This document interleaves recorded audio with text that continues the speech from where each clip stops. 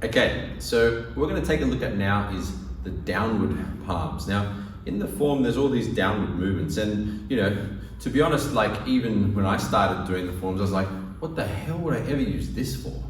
It's kind of weird, right? Like, would I do that to Carson, or would I do this, or would I do this?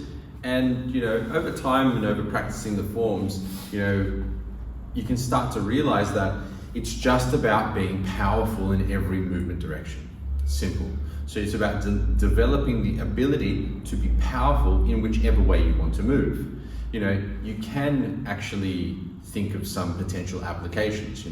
For example, if Carson has my arms tied up behind my back, maybe he's forcing them up through here, then I could use that downward palm movement to create space to regain my facing his center. So I can use this downward movement here if I can do it powerfully. So I'll do it wrong, and Carson was quite strong. If I use strength and I try to force against it, I'm just going to lift myself up and off. But if I can center myself and use my structure, it's already going to be easier. Or if I can use the state, it's going to be very easy. Now, if you couple that with facing the center, it's going to be easy for me to actually turn and go back to the opponent, right? So once again, it's about being powerful in movements. He might have, or I might have someone bound up in some way here, way, shape, or form. Who knows? Fights are so dynamic, and people do weird shit, right? So, Carson might have my arm bound up in a weird way here, and I might need to be able to bring that back down so I can actually utilize my arm. So even though they're not like I said earlier, the highest percentage moves, like palm strikes, punches, kicks, elbows, all the frontal, direct, blocking, attacking stuff, it's still important to be able to move freely and powerful in whichever direction you may be moving in. Although, if you do like fighting little kids or midgets, then these downward palms would be very useful, okay? Because usually they're shorter, but that's a joke, of course. Now, moving forward. The downward palms, in my opinion, like I was just saying, are more about powerful movement in each direction. Because if you think about it in the forms, you go to the sides, behind you, and in front of you. So you're kind of getting the whole range of downward style movements.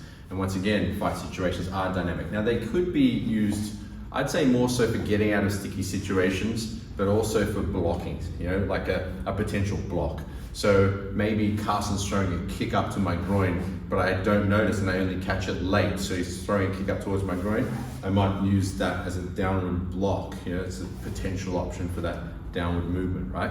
So, I'd say it's more in the getting out of sticky situations and potential blocking from the front. I mean, you're not going to do this when someone's coming up behind you. Come on. So, I think once again, I think it's more about